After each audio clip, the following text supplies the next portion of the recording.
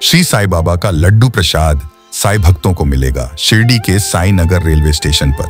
अभी कुछ दिन पहले यानी 16 अप्रैल 2024 को श्री रामनवमी उत्सव के पहले दिन शिरडी साई नगर रेलवे स्टेशन पर श्री साईं बाबा संस्था सूचना एवं सुविधा केंद्र और लड्डू बिक्री केंद्र का उद्घाटन साई संस्थान के मुख्य कार्यकारी अधिकारी श्री गोरक्ष गाडेलकर, उप मुख्य कार्यकारी अधिकारी श्री तुकाराम हुलवले इनके हाथों से हुआ।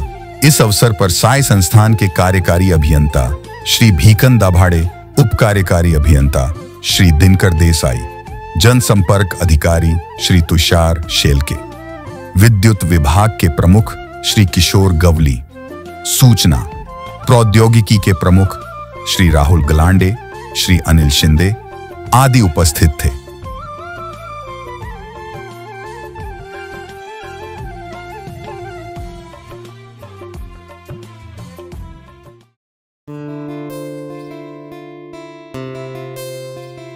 दुनिया को देने वाला जिस घर पे जाके झोली फैलाता था वो घर कितना पावन होगा, पवित्र होगा।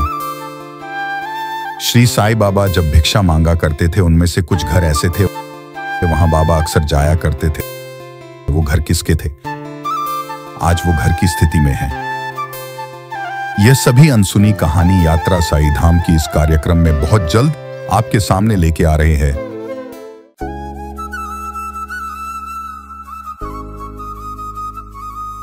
शिर्डी गॅझेटियर श्री साईबाबा आगमन ते समाधी शताब्दीपर्यंत संपूर्ण माहिती।